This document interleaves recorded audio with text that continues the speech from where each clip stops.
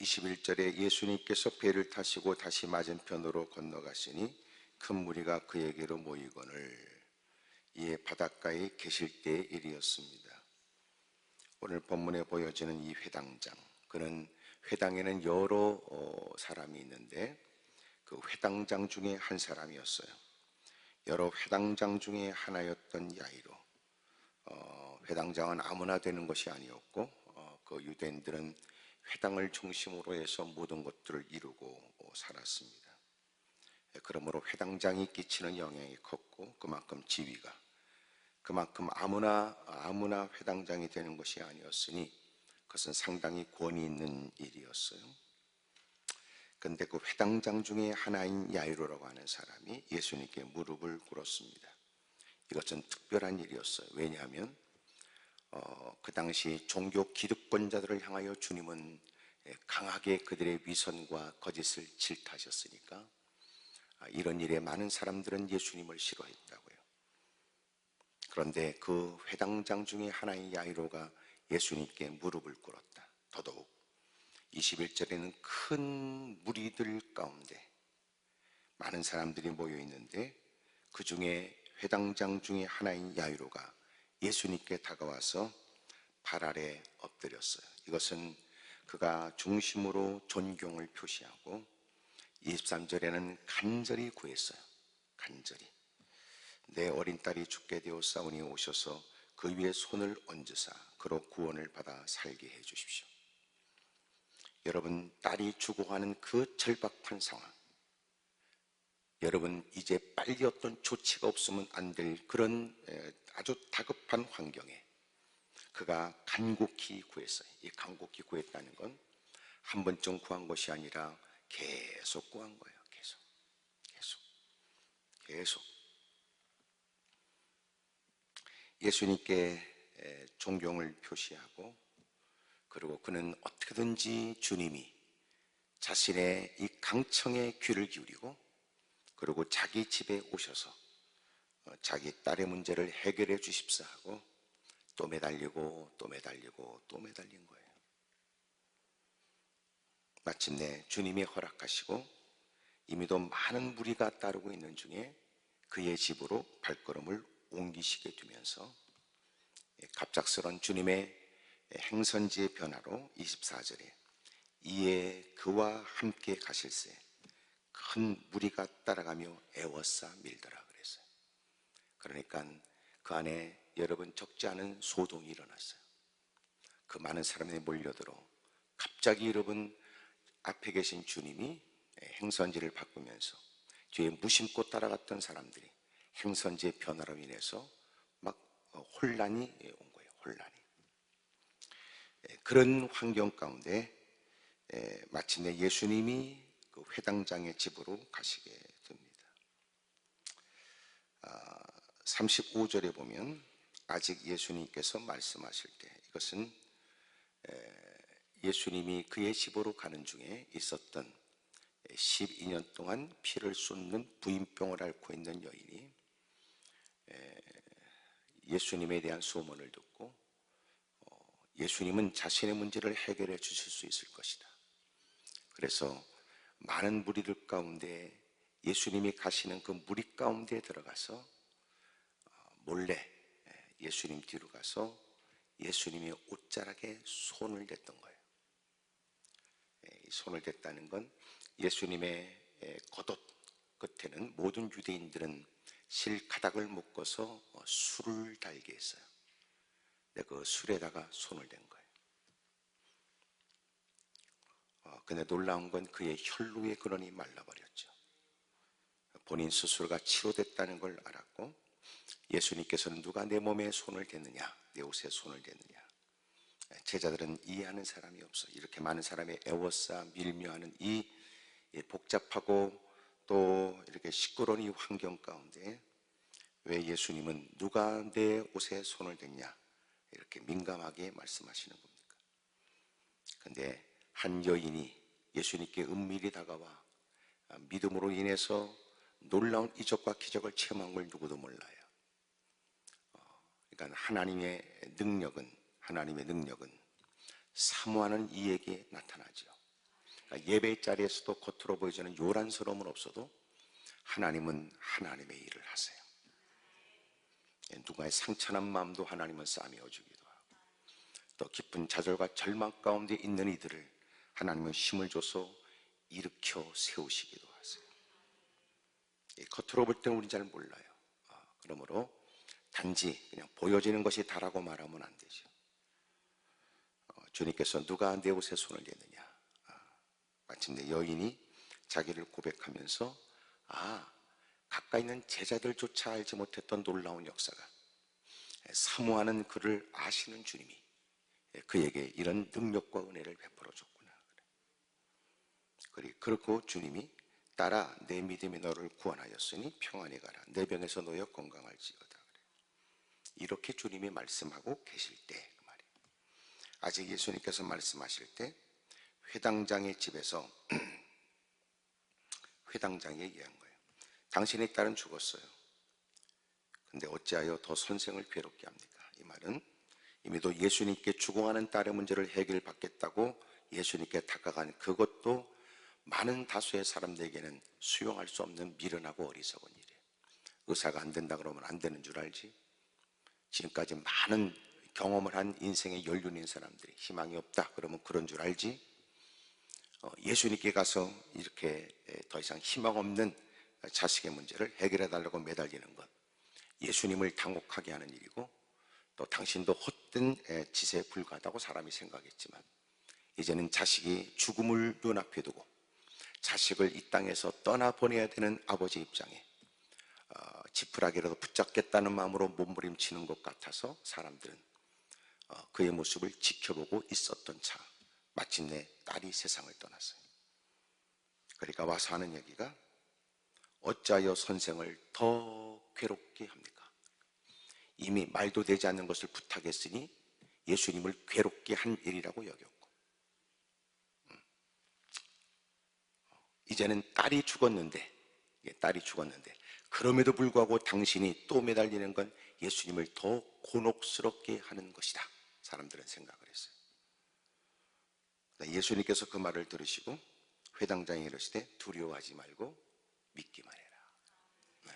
여러분, 두려워하지 말고 믿기만 하는 말이 무슨 말이냐면, 네가 나한테 올 때는 주님은 해결해 주실 수 있다는 믿음을 갖고 온 거 아니야?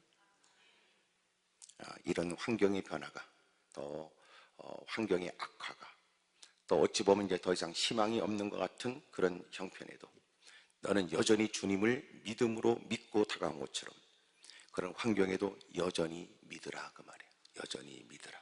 두려워하지 말고 너는 믿기만 해라. 너는 여전히 믿어라. 여전히 믿어라.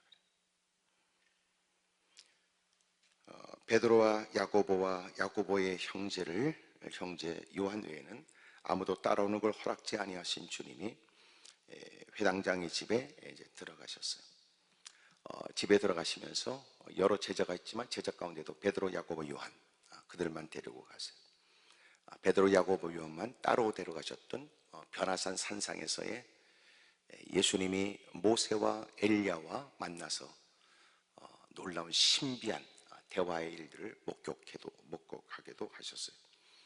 겟세마네 동산에 떨어진 땀방울 핏방울 대로 힘쓰고 애쓰고 더욱 간절히 기도했던 그 현장에도 다른 제자들과 달리 베드로와 야고보, 요한만 따로 데리고 너희들은 여기서 나와 함께 깨어서 기도해라, 이렇게도 말씀했어요. 그래서 제자 훈련하면서 이런 것은 핵심 제자다, 뭐 이런 얘기도 하고, 여러 제자들 가운데 무리 가운데 구분된 것을 제자지만 제자 가운데도 또 구분하는 것이 이 베드로, 야고보, 요한이었어요. 그러니까 주님은 이 세 사람에겐 좀 더 많은 걸 목격하게 하고 또 좀 더 많은 것을 경험할 수 있도록 주님이 하신 조치 같습니다. 다른 제자들은 따라오는 걸 허락하지 않았고 베드로, 야고보, 요한을 데리고 회당장의 집에 들어가셨어요. 많은 사람들이 이미 딸이 죽었고 이제 장례를 치르면서 사람들은 막 장례 여러 가지 준비에 막 울며 뭐 통곡하고 그래. 유대인들의 장례 습관이 우리의 모습과도 비슷한 거 많죠. 그러니까 이게 사람이 죽으면 곡을 하는 겁니다. 곡을 하는데 이들은 곡하는 사람들을 돈 주고도 고용했다는 거예요. 네, 그래서 고글이에요, 고글. 애절하고 안타까운 그런 곡을 막 해요. 네, 그러면서 얼마나 시끄럽고 얼마나 여러분 떠들며 통곡하는 소리가 들리는지 주님이 들어가셔서 그들에게 말씀하신 거예요. 너희가 어째서 떠들냐? 왜 이렇게 울어? 왜 이렇게 울어? 울어야 될 일에 우는 것을 왜 울어? 왜 울어? 여러분 마땅히 아이가 죽어서 여러분 장래 모든 풍습을 쫓아 행하는 일에 너 뭐 하는 거야? 왜 이렇게 시끄러워? 왜 또 떠들어? 이 아이는 죽은 게 아니고 잔다 그런 거예요. 예, 여러분도 아멘을 다 안 하는데 뭐 이들이 아멘 했겠어요? 예? 예, 이들이 비웃었다는 거예요. 참 사람이 미련하네. 아니 사람이 죽었는지 살았는지도 모르는 사람이 무슨 저렇게 랍비라고 그러고 사람들을 데리고 다니면서 스승이라고 그러는지 사람들이 이해가 안 돼요. 오히려 장례식장에 가서 저건 예의가 아니다 뭐 이런 생각을 했겠죠. 이건 결코 바르지 않는 발언이다 사람의 생각. 근데 사람이 비웃었어요. 근데 예수님께서 그들을 다 보냈어요. 다 내보내시고 아이와 아이의 부모와 자기와 함께한 자들 베드로, 야고보, 요한 데리시고 아이 있는 곳에 들어가신 거예요. 아이가 이제 죽어서 이제 누워 있는 거죠. 근데 주님이 그 안에 들어가서 아이의 손을 잡고 이러시되 달리다굼. 달리다굼은 어머니들이 자고 있는 딸을 아침에 깨울 때 쓰는 말들이래요. 달리다굼, 달리다굼. 얘야 일어나야지, 일어나야지, 일어나거라, 일어나거라. 예수님께서 마치 자는 아이를 깨워 일으키는 것처럼 소녀야 일어나, 달리다굼, 달리다굼. 그러자 소녀가 곧 일어나서 걸으니 사람들은 곧 크게 놀라고 놀랐어요. 놀라고 놀랐어요. 아멘을 해야 우리가 피참을 하는 것 같지 않겠어요? 네, 쭈그리고 앉아가지고 쭈그리고 앉아서 멍청하게 앉았으면요 저 시골에 있는 구멍가게 아저씨 아줌마 같아. 네? 마침내 주님께서 말씀하시자 떠났던 혼은 돌아왔고 그리고 그 아이는 살아나게 되죠. 일어나서 걸어요. 일어나서 걸어요. 예수님께서 이 일을 아무도 알지 못하게 하라 그러셨고 이 일은 어찌 보면 되어진 사건에 누군가는 감격 속에 하나님이 나를 고쳐줬다고 하는 그 얘기에 비슷한 유의 고통과 어려움을 겪고 있는 사람이라면 그런 기적과 이적을 모든 사람이 흠모하겠죠. 그러나 그런 기적과 역사가 있기까지 그 과정을 사람들은 몰라요. 어떻게 그런 은혜를 입었을까? 그건 잘 모르죠. 겉으로 보여지는 표적 이적에만 그래서 사람들은 기독교를 오해할 수 있고 또 마침내 예수님을 오해할 수 있어요. 예수님은 우리의 모든 질병을 고쳐주신다. 틀린 말은 아니지만 주님은 이런 이적과 기적을 통해서 주님이 원하시는 건 그가 더 믿음이 견고해지고 주의 말씀에 귀를 기울이는 사람이 되고 더 하나님의 영광을 위하여 더 헌신하는 삶이 되기를 원하시는 거거든요. 근데 누군가는 단지 자기의 필요한 것들만 채우면 된다는 탐욕스러움, 여러분 자신의 문제를 해결하겠다는 욕구에 의해서만 그리고 기도라고 하는 것을 자기가 이용하기 위해서 쓸 수도 있어요. 제가 얘기하잖아요. 기도는 아무나 할 수 있는 게 아니다. 너까짓게 아무나 할 수 있는 건 아니다. 기도는 누가 하느냐? 하나님의 구속의 은혜를 입은 구원을 받은 사람만 할 수 있는 거예요. 여러분 하나님을 아버지라고 믿는 사람, 하나님이 보내신 자 예수님을 영접한 사람, 예수님을 주님이라고 말하는 사람, 그래서 하나님을 찾는 기도가 시작이 되고 마침내는 예수님의 이름으로 기도를 드리잖아요. 하나님을 믿지 않고 예수님을 믿지 않는 거지 같은 것들이 외쳐대는 건 그건 뭐라고 그러냐? 넋두리라고 그러는 거예요. 신세 한탄이고.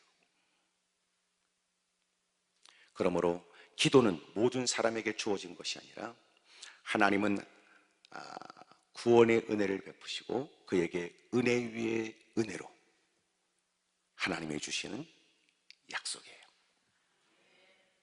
복이죠.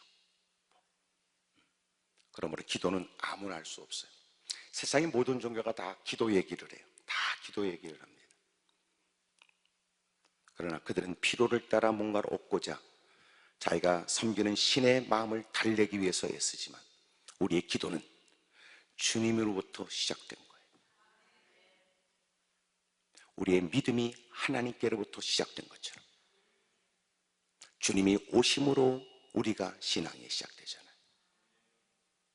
먼저 주님이 가까이 다가오셨다. 내민 손길로 우리를 건져내 주셨다.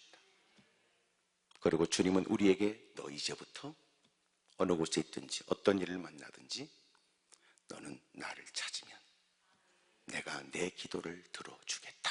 그러신 거 아니에요. 예? 그러니까 기도에 대한 잘못된 인식이 기독교를 더럽게 만들어요. 이미도 하나님의 구원의 은혜를 입은 사람이 주님이 우리에게 은혜 위에 은혜로 기도하라고 하신 건 여러분 죄를 짓기 위해서 하나님을 내 편으로 만들어 그랬던 일이 하나님을 공범으로 만들기 위해서 기도를 쓸 수가 없지요. 그 은혜의 감격에 젖어 어떻게 하면 하나님을 기쁘시게 할까? 어떻게 하면 하나님이 내게 맡겨준 일들을 잘 감당해 볼까? 어떻게 하면 내가 하나님께 받은 바 은혜를 따라 더 바르게 살 수 있을지 그것 때문에 기도하는 거죠.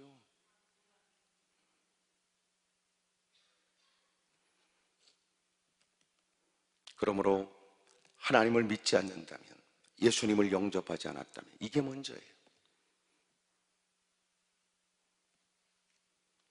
오늘 하나님이 우리에게 주신 큰 특권을 갖고 여러분 하나님의 영광을 위하여 또 은혜 받은 사람들의 바람직한 기도를 하나님을 아는 듯한 기도의 내용을 또 하나님 베푸신 그 은혜를 쫓아 살겠다고 하는 여러분 은혜를 쫓아 은혜를 보답해 보겠다고 하는 마음에 기도가 우리에게 필요하다고 말이에요.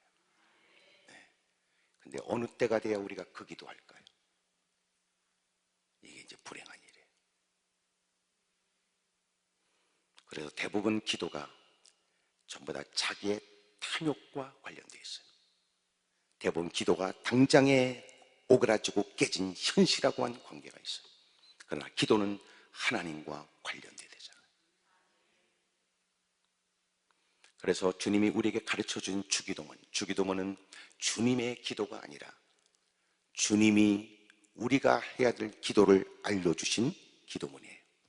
그러므로 주님의 기도문이 아니고 주님이 가르쳐주신 기도문.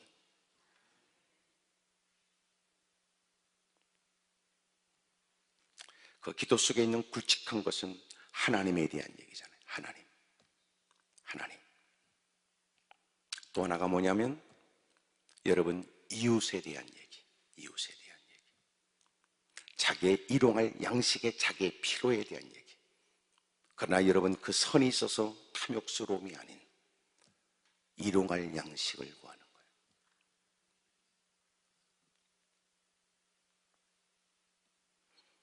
가장 안전한 건 뭐냐면 필요할 때마다 주님이 주시는 게 가장 안전해요.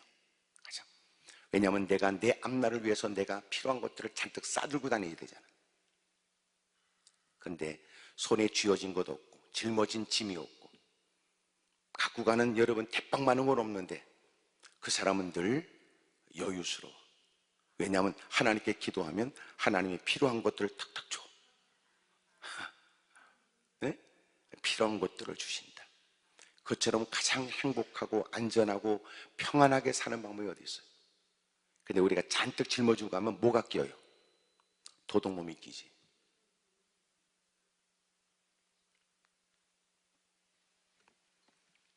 주님이 우리에게 일용할 양식을 구해라.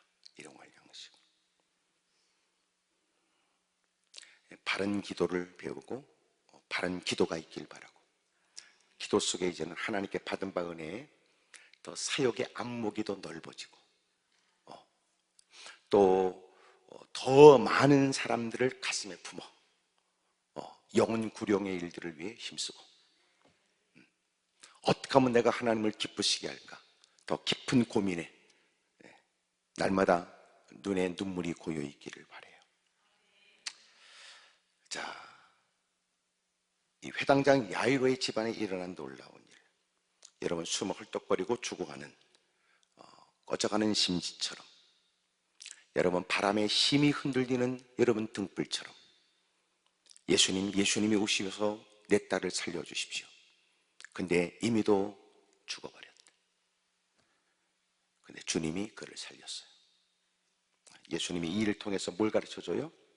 예수님이 생명의 주님이시다. 예수님이 하나님이시다. 그걸 보여주는 거예요. 그러나 사람들은 그가 치료받았고 해결받았다는 얘기에 예수님을 믿어야 될 하나님으로 인식하기보다는 자기의 필요를 충족시켜 주실 분 정도로 이해한다는 게 문제죠. 지금도 여러분 교회 다니는 적지 않은 사람들이 겨우 곧다구로 신앙생활을 해요. 곧다구로.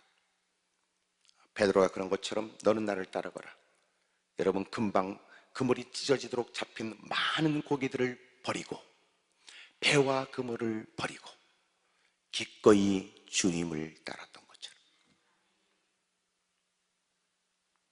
어느 때가 돼야 우리는 많은 잡힌 고기에만 마음을 빼앗기고 거기에 마음을 두고 있을 때, 어느 때가 돼야 이제는 더 중요한 가치에 눈을 떠 주님을 따라가는 사람, 주님을.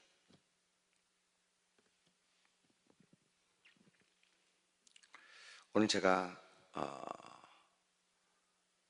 오늘 우리가 응답을 위해 극복해야 될 세 가지, 응답을 위해 극복해야 될 세 가지, 오늘 이제 그 말씀을 들으려고 그래요. 첫째, 응답을 얻기 위해서 우리가 극복해야 될 길이 뭔가 보세요. 그것은 22절 23절이에요. 회당장 중에 하나인 야이로를 하는 이가 와서 예수님을 보고 발 아래 엎드려 간곡히 구하여 이르되 내 어린 딸이 죽게 되었는데 오셔서 그 위에 손을 얹으사 그로 구원을 받아 살게 해 주십시오. 여러분, 회당장 야이로가 많은 사람의 시선을 받으며 기꺼이 예수님 앞에 무릎을 꿇고 예수님이 이 일을 허락해 주시기를 간곡히 매달리는 이 일이 여러분 모든 사람이 가능할까요? 예? 우리도 기도하십시다, 두 손 들고 기도하십시다 그러면 두 손도 못 드는 사람들이 있어요. 두 손도 못 들어요. 예? 예. 누가 내 손을 보면 어떡할까? 어떻게 보일까? 이런 거. 익숙하지 않은 일이기도 하지만 누군가가 인식되어져 생소한 일, 사람들에게 어떻게 내 모습이 보여질까에만 마음을 두고 자기가 어떤 목적 갖고 올라왔는지도 전혀 의식하지 못하고, 뭐 때문에 기도를 시작하는가, 기도를 하는가, 그런 생각도 없어요. 근데 회당장 야이로는 이미도 많은 무리가 몰려 있었고 사회적 지위가 있는데 예수님 앞에서 겸허히 무릎을 꿇고 종교 기득권자들, 그들에 의해서 그들은 한결같이 대부분이 다 예수님을 비방하고 도전하고 있을 때 그가 무릎을 꿇었다. 사람들은 쳐다보면 누구야? 누군데 그래? 누구야? 야이로, 회당장 야이로. 사람들은 서로 얼굴을 맞대고 여러분 얼굴을 여러분 놀란 표정을 하고 왜 그런 거야? 뭐 때문에 그런 거야? 그는 주님의 은혜와 응답을 얻고자 그는 제일 먼저 버릴 게 뭐였어요? 자존심 버리는 거예요. 자존심. 신앙생활에 가장 어려운 게 자존심 버리는 거예요. 세상에서 별 볼일 없는 거지 같은 것이 하나님이 거두어 주셔서 교회를 출석하면서도 웃기는 건 여러분 개떡같이 다 털어먹고 비참해지고 오그라진 꼬라지에도 더럽게 자존심 만들어내는 거예요.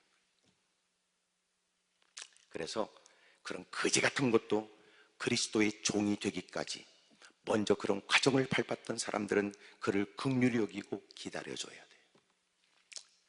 자존심을 여러분 함부로 짓밟지 말고 그래 네 팔도 굵다, 그래 그리고 잘 살펴주고, 그러나 예배 자리에 끊임없이 나오도록.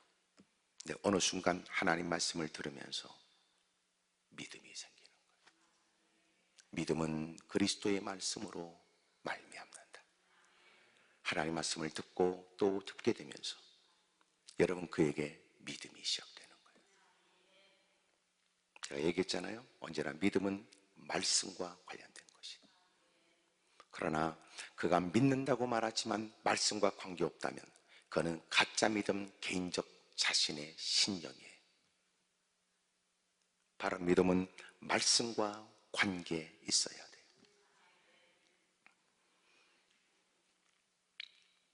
마침내 다 버려.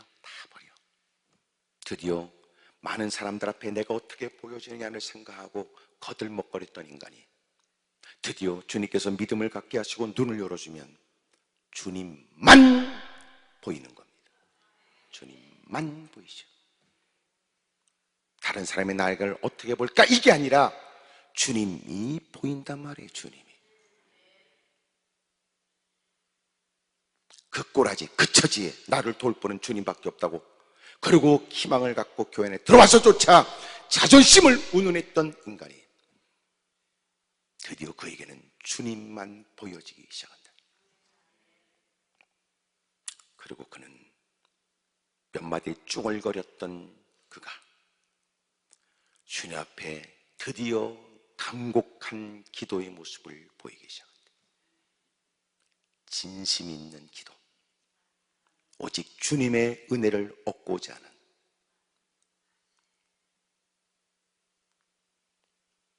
우리가 참 극복하는 이게 자존심이에요. 그래서 대부분 서로가 부딪히는 이유도 뭐냐면 자존심 때문에 그래요. 목사님, 이게 뭐 그렇게 특별한 건 아닙니다. 물론 다른 사람 보면 작은 일이라고 여기지만 그래도 그렇지.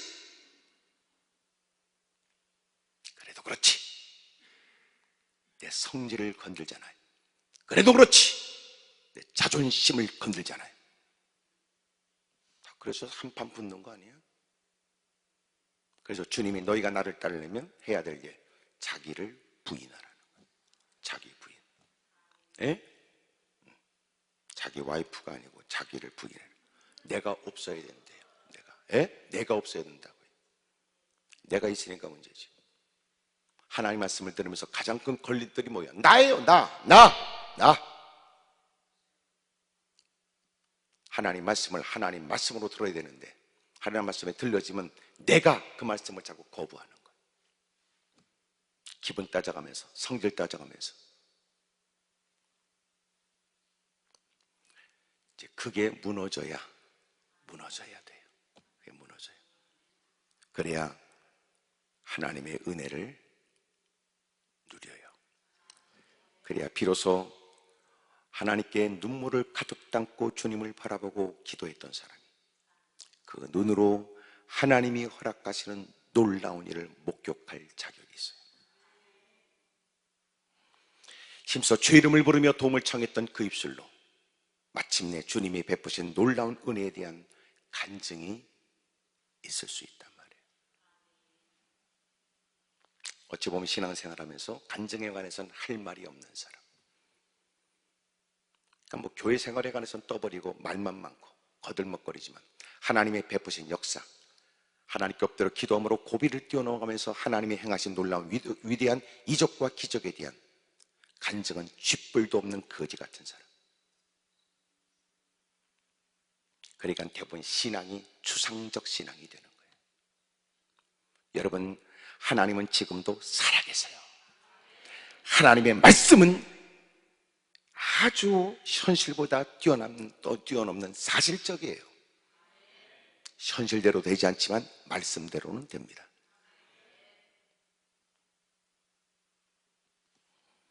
그러므로 우리가 이렇게 자존심을 뛰어넘어야 돼요. 이게 자존심 극복하는 게 어려워요. 누가 기도원에 올라왔는데 조성구 목사님이십니까? 그래서 그렇습니다. 저로 말할 것 같으면 웃기더라고. 내가 물어봤어. 저로 말할 것 같으면 그러더니 한때 이름은 뭐 있어 뭐 좀 끝발 있고 힘 있고 막 그랬어요. 나는 뜬금없이 찾아와서 나한테 저로 말할 것 같으면 이상한 인간. 결론이 뭐냐? 지가 암병에 걸렸다는 거야. 등신 쪼다 말미잘 불가사리지. 아니 웬만큼 제정신이 박힌 것들은 기도까지 올라왔으면 하나님의 은혜가 필요한 사람이라고 다 인식하는 처지. 목사를 찾아왔을 때는 한 번이라도 좀 더 어떻게 하면 내가 좋을까요? 여러분 신앙적 권면과 도움을 청하든지 한 번 좀 기도를 해 주십시오 뭐 이러는 건 괜찮지만 올라와서 누가 물었어? 내가 올라오라고 그랬어? 지가 올라와 저로 말할 것 같으면 개폼 잡더니 결론은 암병에 걸려 죽게 생겼다 그 말이야. 아유 참나. 여봐 당신은 말이야 20일 금식을 해.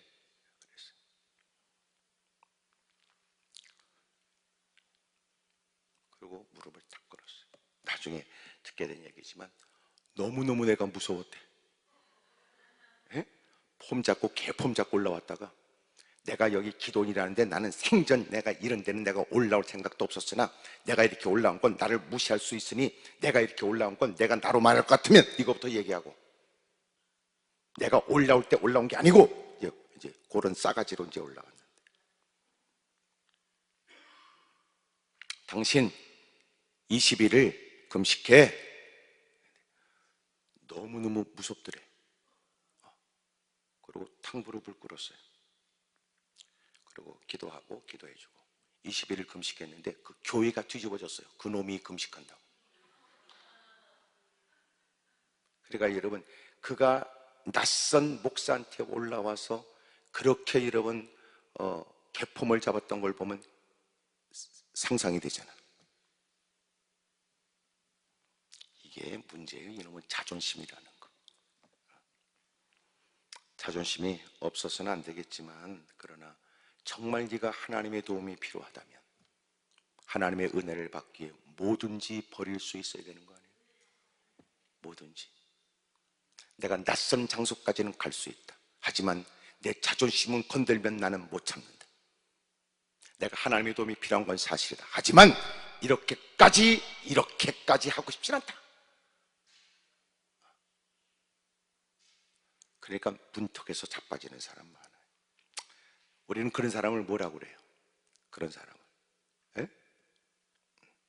전문용어로 우리는 뭐라고 그래요? 덜 터져서 그렇다 이렇게 얘기하잖아요.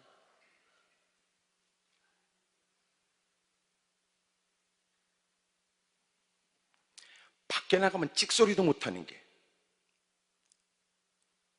교회에 하나님밖에 없다고 다가와서 교회에서 거들먹거리려고 하는 참 이해가 되지 않는 비인격적인 인간들.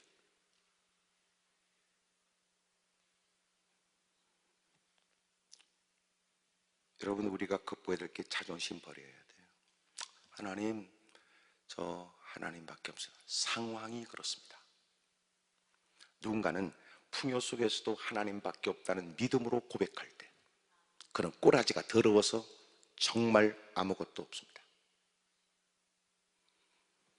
나름대로 지식, 경험, 배경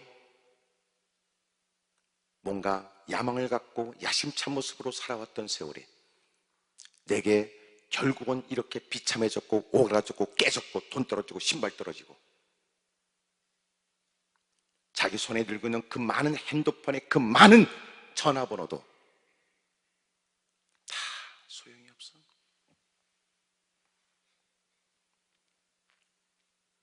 이제는 하나님 앞에 염치불 구하고 은혜를 얻고자 이제라도 주님이 뭐라고 분부하시면 뭐라도 할 참입니다. 다 버려야 돼요. 이제 그게 문제예요. 그게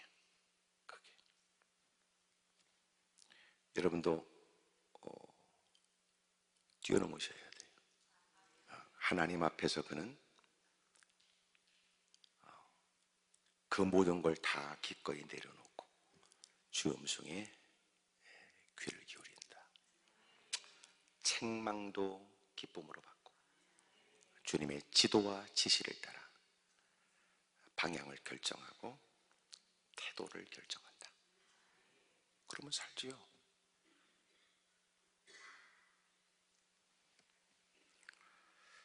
두 번째로 35절, 36절 아직 예수님께서 말씀하실 때 여러분이 읽어요. 35절 시작.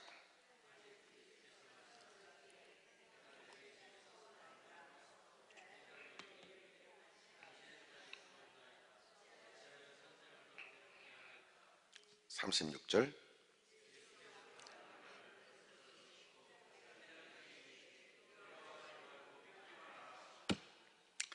여러분, 주님이 딸의 문제에 관해서 그가 접하고 그의 마음 가운데 여러분 갑자기 그 두려움이 그를 엄습했던 것 같아요. 주님 말씀하시길 두려워하지 마라, 염려하지 마라, 포기하지 마라. 너는 여전히 나를 믿기만 하면 돼. 여전히 나를 믿기만 하면 돼. 이것은 우리가 주의 말씀을 따라 믿음의 행보를 하는 중에 우리도 상황 변화에 의해서 우리의 연약함에 여러분 감추지 못한 채 두려움이 엄습할 때도 있어요. 주님이 말씀으로 그를 위로하고 격려해요. 두려워하지 마라, 두려워하지 마라. 여전히 믿기만 해. 자존심을 내려놓고 이제는 믿음의 발걸음을 하겠다고 그리고 힘쓰는 중에 때로는 끊임없는 다양한 일들이 우리를 위협한다고요. 우리의 마음에 엄습하는 두려움이 마침내 우리를 짓누르듯이 두려움이, 여러분 두려움이 심해지면요 죽은 자 같아진다는 거예요. 죽은 자. 두려움에 엄습하면 실험을 해봤는데 토끼한테 호랑이 울음소리를 딱 들려주니까 토끼가 가만히 있어요. 못 움직이는 거야. 그러니까 이게 두려움이 엄습하면요 꼼짝 못 한다는 거야. 내 몸이 내 몸이 아니라는 거야. 그럴 때 주님이 걱정하지 마라, 두려워하지 말고 믿기만 해. 여전히 믿기만 해. 여전히 주님을 사모하고 여전히 너는 믿음을 유지해. 믿음을 유지해. 하나님께 엎드려 기도하면 하나님은 그 기도에 응답해 주세요. 그러나 현실적으로 나타나진 건 아니에요. 알았어, 내가 응답해 줄게. 걱정하지 마라, 걱정하지 마라. 그럼 걱정할 필요가 없어요. 그러나 현실은 여전히도 달라진 게 없죠. 그리고 우리는 마침내 하나님의 때가 되었을 때 하나님의 약속하신 바가 이루어지는 걸 경험해요. 난 두려워하지 말고 넌 믿어. 그러면 이루어진다. 그러니까 믿음, 이것은 현실적으로 지금 믿으라는 거고, 그리하면 된다, 그리하면 이루어진다, 그것은 마침내 미래형이에요. 그러니까 너는 지금 믿어. 이제는 끝났어, 네 문제는. 그러나 주님은 주님의 때가 있다는 거죠. 그러면 오늘 우리는 주님이 응답했다고 믿어요. 그러나 현실에 나타날 때까지 그 시간은 끊임없이 우리에게는 다양한 많은 환경 변화에 두려움이 엄습해요. 하나님이 약속한 게 맞아? 정말 될까? 정말 이런 게 이루어지는 거야? 아니 또 상황이 나빠졌는데? 그래서 성경 뭐라냐면 의심하지 말라는 거예요. 의심하지 말라. 그래서 우리는 하나님께 응답을 구하고 하나님이 주신 확신을 갖고 그날이 있기를 삼아 그날의 때를 기다려요. 근데 그때까지 우리는 어떤 마음 들어요? 끊임없이 의심과 두려움이 들어요. 그래서 우리는 어떻게 기도하냐면 하나님, 내 믿음이 흔들리지 않게 해주세요. 내 신앙이 흔들리지 않게 해주세요. 의심치 않으면 그대로 되리라. 의심치 않으면. 참 두려움이 신앙생활에 아주 우리에게 위협적이에요. 목사님 두려움 없겠어요? 세상에 두려움이 없는 사람은 없다고 그래요. 다 있어요. 저처럼 눈이 큰 사람도 있지만 여러분처럼 눈이 째진 사람도 있어요. 네. 그러니까 눈 크기 따라 다른 건 아니에요. 다 두려움이 있어요. 다. 그러니까 눈 큰 사람들은 대부분 두려워하는 게 드러날 수도 있고 째진 것들은 잘 확인이 안 되는데, 네. 모든 사람이 두려움이 없는 사람은 없다. 방법은 두려움을 이겨내야 돼요. 주님이 믿음으로 발걸음을 내딛고 전진하는 중에 여러 가지 예기치 못한 상황을 만나 두려움이 엄습해 주춤거리고 힘들어하는 그에게 어깨를 토닥거리고, 두려워하지 마라. 변함없이 믿기만 하면 돼. 그러니까 보세요. 하나님께 해결을 위해서 기도해야 되지만 마침내 하나님이 해결해 준다고 하신 그 약속을 쫓아 이루어질 그날까지 우리는 뭘 기도해야 돼요? 의심과 싸우는 거예요. 의심과. 하나님, 나 의심하지 않도록 도와주세요. 마침내 하나님이 그 영광된 날을 목격하게 하실 그날까지 진짜 우리가 싸워야 될 것은 뭐냐? 의심이에요. 의심. 간단해요. 이렇게 앉아가지고 믿습니다 주여 할렐루야 뒤로 자빠진 것처럼 두 손을 깔때기를 펴고 막 부들부들 두고 요란을 떨어도 의심이 딱 들어가면 다 깨져버려요.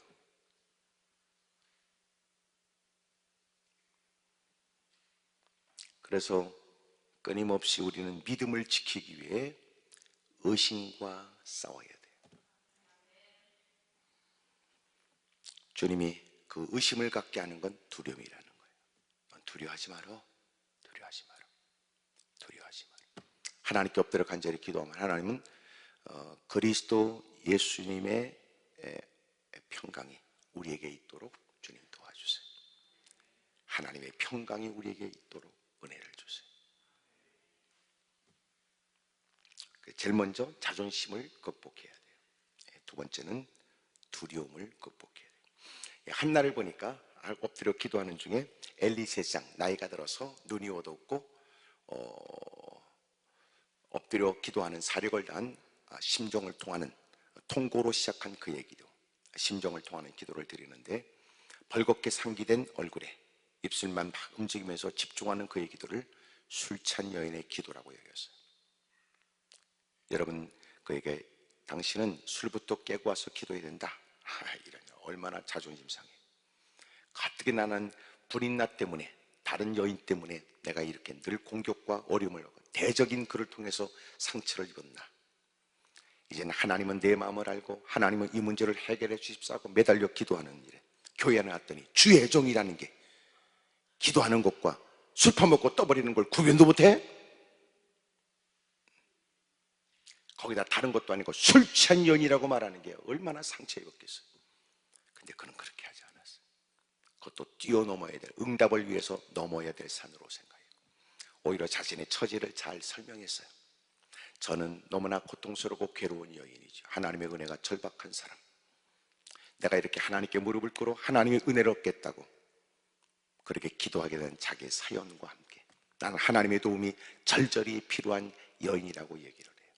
급기야 엘리도 성경에는 대빵 미안해, 잘못 봤어, 내가 요새 시력이 안 좋아, 내가 요새 시원치 않아, 이런 얘기는 없어요.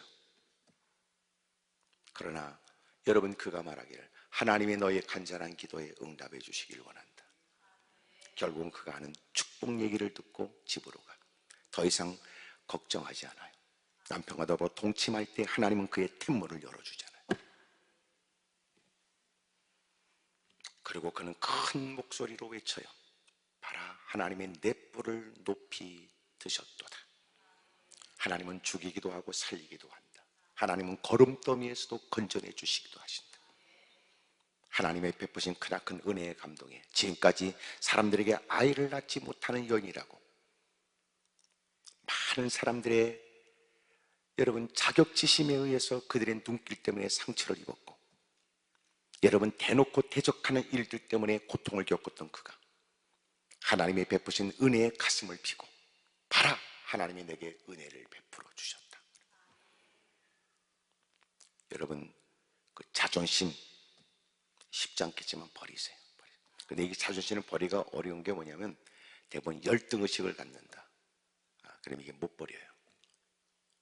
왜냐하면 누가 뭐라고 말 한마디 하면 자격지심에 싸우자고 덤벼들고 아무것도 아닌 일에 기분 나쁘다고 못된 짓 하고 그래요. 교회 안에 더럽게 많아요. 예? 그걸 여러분 무조건 믿음이 없다고 그러지만 실상은 정신적으로 문제 있는 사람도 많아요.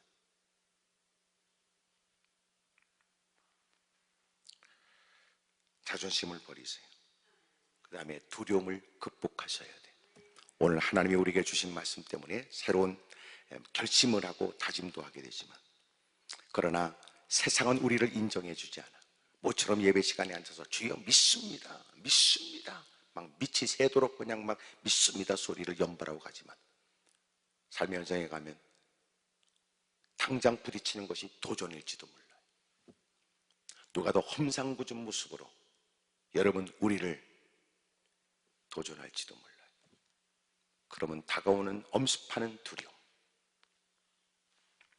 그건 또 기도해야 돼. 하나님, 내가 모처럼 믿음으로 당당하게 한번 해보겠다고 왔으나 현실 속에서 부딪히는 일 앞에 두려워 견딜 수가 없습니다. 주의 이름을 부르고 도움을 청하면 주님은 그에게 두려워하지 마라, 여전히 믿기만 하거라. 드디어 집으로 왔는데 예수님이 그렇게 장례 일을 준비하고 있는 그들 앞에서 왜 이렇게 떠들어? 왜 이렇게 우느냐? 이 아이는 죽은 것이 아니고 잔다 그래. 그래서 사람들이 보였던 40절의 반응은 그들이 비웃었다 그래요. 여러분, 세 번째 우리가 극복할 것은 비웃음이에요. 비웃음. 사람들은 우리가 하나님을 향한 애타는 마음, 하나님이 되게 하실 줄은 믿는 믿음의 행보를 모든 사람이 다 지지하는 게 아니니까. 그런 중에 누군가는 야, 하나님이 되게 하신다고 그랬어, 주님이 역사하신다고 그랬어, 나는 주의 말씀대로 될 줄로 믿어. 여러분, 현실의 마음을 두고 보여지는 것이 다라고 생각하는 사람들은 여러분 하나님 말씀이 여러분 현실적이지 않다는 것에 우리를 허황된 사람으로 생각해요. 그들이 비웃는 소리 가운데도 우리는 여전히도 그 비웃는 소리를 뛰어넘어 그래도 나는 믿어, 그래도 나는 믿는다. 알아야 다를까? 주님은 그를 향하여 달리 다고마시니 죽었던 아이가 벌떡 일어나자. 아멘 안 하는 사람들은 놀래서 아멘을 못할 거라고 생각이 돼. 에? 이런 놀라운 역사, 놀라운 기적. 마침내 크게 놀라고 놀라길. 마침내 주님이 아무 얘기 하지 말라고 그러지만 사실은 그 얘기는 자꾸 소문으로 자꾸 번지게 돼요. 이런 일을 목격한 사람이 어떻게 보고만 실제적으로 그 현장에 보면서 이 일을 말하지 않을 수 있었을까? 오늘도 하나님의 저를 찾는 남다른 열심을 갖고 있는 여러분들, 이토록 여러분 저녁 시간 하루의 일과가 분주했을 텐데 또 이렇게 하나님께 예배를 드리며 도움을 청하는 여러분들, 나는 여러분의 신앙을 지지합니다. 여러분의 열심에 관해서 여러분 지지합니다. 하지만 개인적으로 우리가 부딪히는 일들, 극복해야 될 부분들이 있다는 거예요. 아직도 내가 버려야 될 것들이 뭔가 생각하세요. 나는 내가 뭘 버려야 될까? 내가 너무나 기분에 좌우되는 나. 하나님, 내가 뭘 버려야 될지. 하나님, 이런 상황에 자꾸만 나는 하나님을 믿는다고 그렇게 당당하고 자신 있게 다짐했던 내가 이렇게 마음이 요약해집니다. 하나님, 저 좀 도와주십시오. 이 두려움 속에서도 의심하지 않도록 도와주십시오. 이 두려움 속에서 내 입술의 문을 지켜 나도 모르게 불신의 말을 하지 않도록 도와주십시오. 여전히도 여러분 그 믿음을 지키기 위해 사투를 벌여요. 하나님 말씀을 주절거린다. 예배의 자리를 찾는다.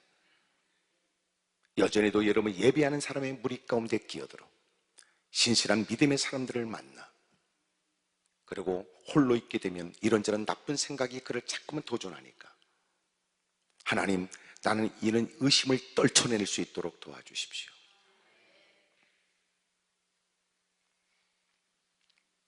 두려움을 극복하도록 도와주십시오. 그래서 또 믿음에 다시 요동했던 신앙이 제 모습을 찾아. 때로는 사람들이 말하기를, 야, 네가 말이야 신앙생활하는 건 이해는 해. 근데 꼭 그렇게까지 해야 돼? 이런 얘기들. 때로는 저돌적으로 도전한다면, 불신앙적으로 우리의 신앙에 관해 도전한다면 이겨야 될 일로 인식되지만, 같은 교회를 다녀 같이 하나님을 섬긴다는 사람들이 우리에게 여봐, 신앙생활도 너무나 유난스럽게 하지 마라. 이것은 우리에게 치명적이에요. 하나님 말씀대로 산다는 걸 곧대로 믿어 곧대로 얘기하는 거지 같은 것들, 그런 사람들에서 상처 있고 교회 안에조차 바르게 믿음으로 새로운 각오와 결단으로 바르게 모처럼 살아보겠다고 하는 그를 비웃는 사람들 때문에 마지막 문턱에서 걸린다고. 다리를 높이 드세요. 그래야 턱에 걸리지 않지. 그럼에도 불구하고 주님만 주목하세요. 마침내 주님은 두려워하지 말고 믿기만 하라 그러신 것처럼, 야, 이 아이는 죽은 게 아니고 잔다 하신 것처럼 진짜 자는 아이를 깨우듯이, 얘야 일어나거라. 이제 일어나야지. 아이가 일어나는 것처럼. 사랑하는 여러분, 누가 하나님의 말씀을 어떻게 말하든 더 놀라운 건 신앙생활 한다고 하는 사람들조차도 우리를 어떻게 얘기하든 흔들리지 마세요.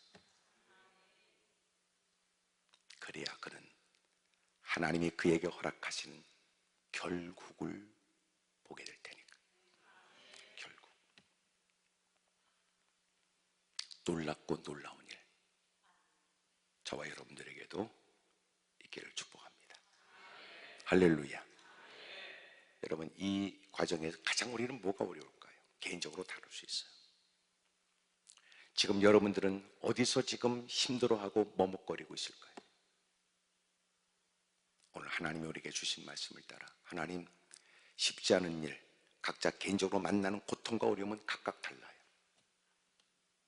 그런 중에도 넘고 또 넘어가며 마침내 그의 믿음은 확실했다. 그의 믿음은 분명했다.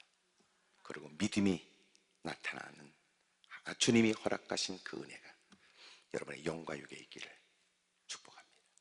오늘 육체의 질병도, 여러분 가정의 곤고함과 근심과 염려일도 여러분 하나님께 기도하자고요. 몰라요. 인생은 몰라요. 여건이 된다고 해서 여건처럼 되는 것도 아니에요. 제가 오래전에 어떤 분이 저한테 왔어요. 어느 지역에서 아주 돈이 많은 어마어마한 돈을 상속받은 그 아들과 결혼했던 그 집사님. 하여튼 아는 거는 돈 쓰는 것만 아는 사람. 근데 여러분, 어느 날 적지 않은 세월이 지나서 다 털어먹고 오만 짓을 다 하고, 그리고 여러분 비참한 처지가 된 얘기를, 한숨 섞인 사연 이야기를 들었어요.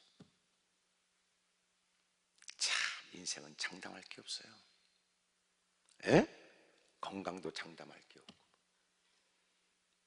사람이 여러분 지금 보여지는 그의 모습으로 얼마큼 살 거라고 말할 수가 없어요. 하나님이 도와줘야지. 저와 여러분이 늘 믿음으로 승리하기를 축복합니다. 하나님이 되게 하면 돼. 하나님이 되게 하시면 되지. 그런 타협할 수 없는 분명한 확고한 믿음이 저와 여러분의